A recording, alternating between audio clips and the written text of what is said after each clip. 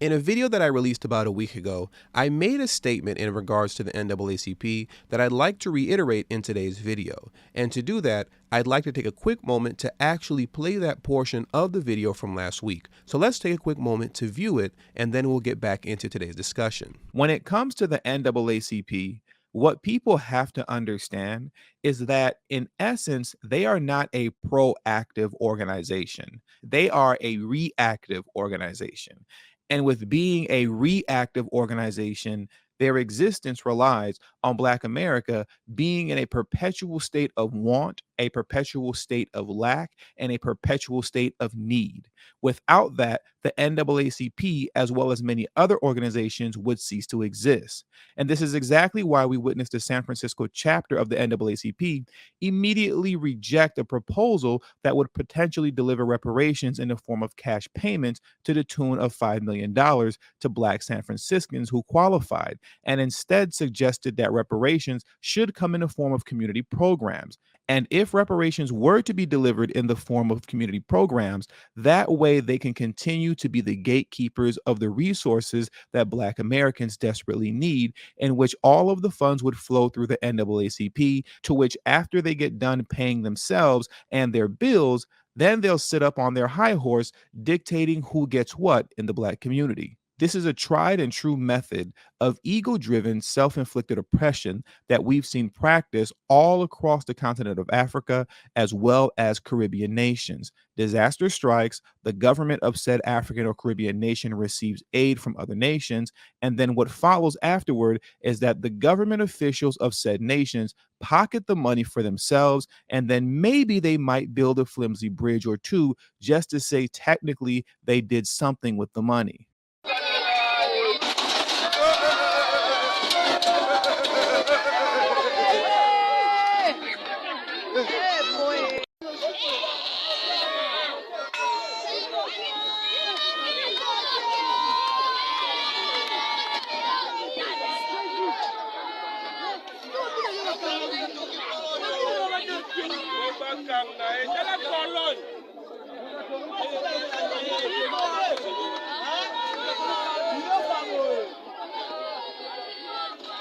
This, ladies and gentlemen, is the NAACP. The so-called leadership at the NAACP has proven time and time again that they are all about themselves and maintaining their positions within this illegitimate system of governance.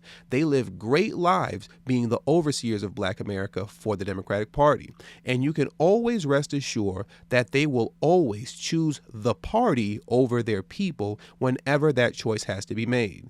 And last week, the leader of the NAACP San Francisco chapter, Reverend Amos Brown, proved this to be true when he skipped out on a reparations task force meeting to join Kamala Harris in Ghana as part of her delegation to secure $130 million for the African nation. And yes, you heard me correctly, he ditched your reparations hearing to help secure millions of dollars for Ghana. The United States will provide $100 million to Ghana and 4 other West African countries to help them deal with violent extremism and instability, Vice President Kamala Harris said on Monday during her visit to Ghana. Harris was in Accra at the start of a week-long 3-nation African tour, the latest in a series of visits by senior U.S. officials as Washington seeks to counter growing Chinese and Russian influence on the continent.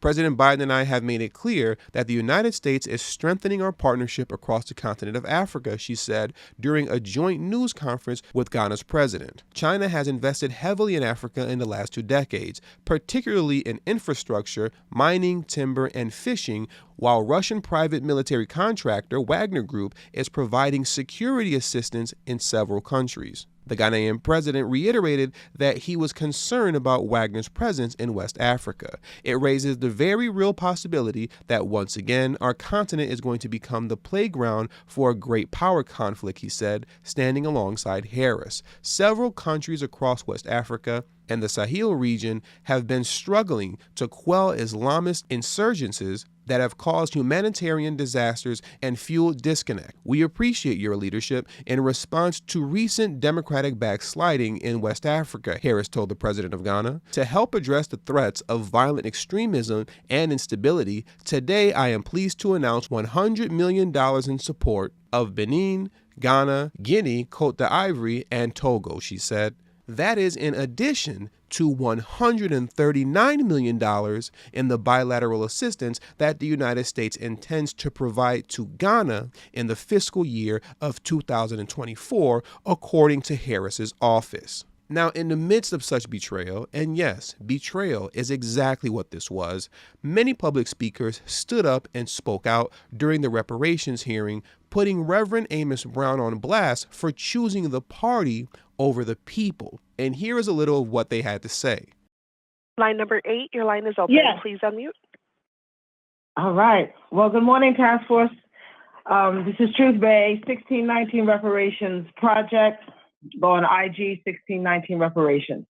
So Dr. Amos Brown did not show up today because he didn't want that smoke. Overall, we're going to just break it down here. NAACP received $50 million from Wells Fargo last month for their retirement plan. So you have Reverend Arnold G. Townsend, Jonathan Z. Butler, Yolanda D.A. Williams, Cassie Cook, Reverend James Parrish Smith, Catherine Bradford, and Ruth Mays, all from the NAACP. Now, I agree with you, Brown, that you should not give reparations without a plan. The $5 million to San Francisco, as you stated on Roland Martin, yes, there was no concrete plan for you guys to agree on it.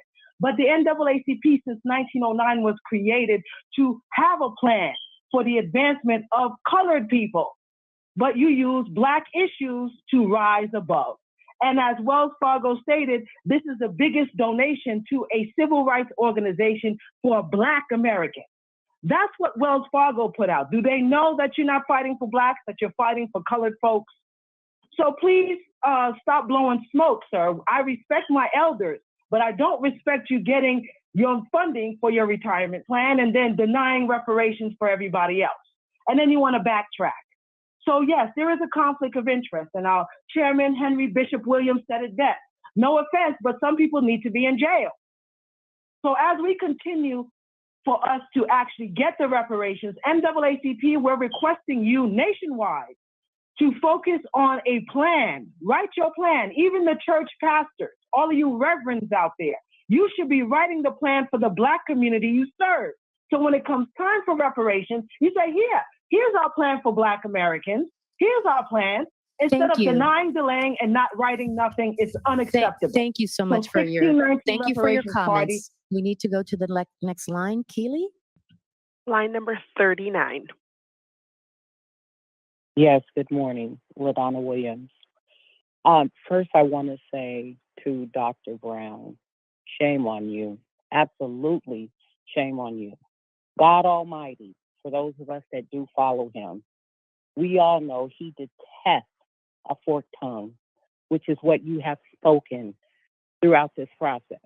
And you've attempted to blame everyone else for what you put forward, which was sabotaging this process against descendants of slavery, Black Americans in this country. We are due these reparations. You have attempted to sabotage those for your own interests, your own government-funded programs that have taken advantage of poor and elderly. That's why you're going so hard for these programs that keep our people enslaved. We are going to be released through this, and we hope that this task force sees through these antics that you have continually put forward. You give us these fiery speeches only to turn around as Judas did Jesus and betray us. What we're asking for those of us that are deserving and are entitled to these benefits, because you say you want to hear from the people, well, we're the people. We want you as a task force in California to match these beginning payments of reparations, match that $5 million with ongoing payments and upkeep. As the economy changes, so should our payments increase like you do for the Indians, We want the foundational Black Americans, descendants of slavery, to be made a protected class. We want our reparations to be tax exempt. We also are entitled to land acquisition, as today is being given to Indians, not even back to them because it belongs to us, but you sidestepped us. And last but not least, him being in Ghana with VP Kamala Harris, whose administration has done nothing for Black folks, is a symbolic gesture. Thank you very much for your comments. I'm sorry to have to cut you off. Your line is open. All right, good morning. My name is Velma Leviston, and I just want to say I appreciate everything that the task force is doing, and I'm trying my best to keep up with everything that's going on. I wanted to be present in the meeting this morning, but however, I was not able to attend due to something sort of came up, last minute. And also, I wanted to let the task force know. And I do not appreciate the way Reverend Brown is coming at this particular situation, denying money to the people of color, and I don't want no organization over no money for me, okay? Because I came from El Dorado, Arkansas, with 2 kids and some clothes, okay, from welfare to millionaire. And I am a commercial investor. And what I would like to see is that every African American have a home to go to and whatever they need. Because I know I was brought up very poorly. I know what an outside toilet is. I know what a number 3 tub is, okay? But I thank God for where I am today.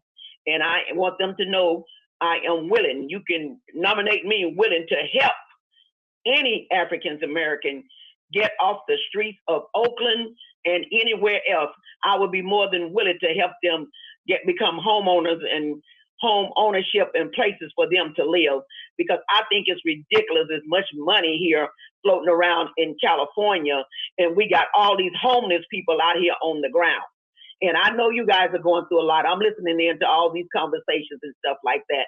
But yes, we do deserve payment, not to no organization, not to no NAACP, because I've reached out to them before. They don't help you do anything, nothing, okay? I have a son that was incarcerated for 17 years for nothing. I helped him through that. He come out now, got a job and doing good, okay?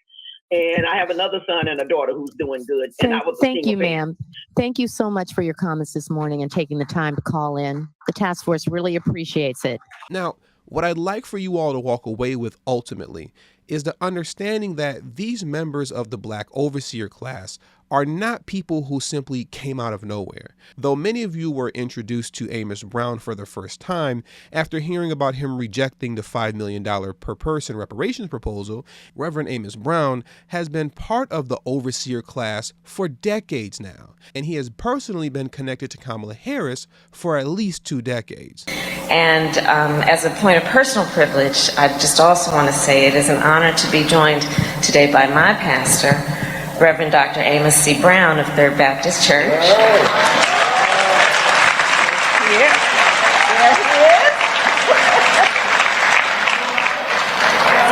And I think many of you know Dr. Brown, but I will tell you, for 2 decades now at least, I have turned to you. I've turned to him, and I will say that your wisdom has really guided me and grounded me during some of the most difficult times, and you have been a source of inspiration to me always. So thank you, Reverend Brown, for being all that you are to me. Thank you.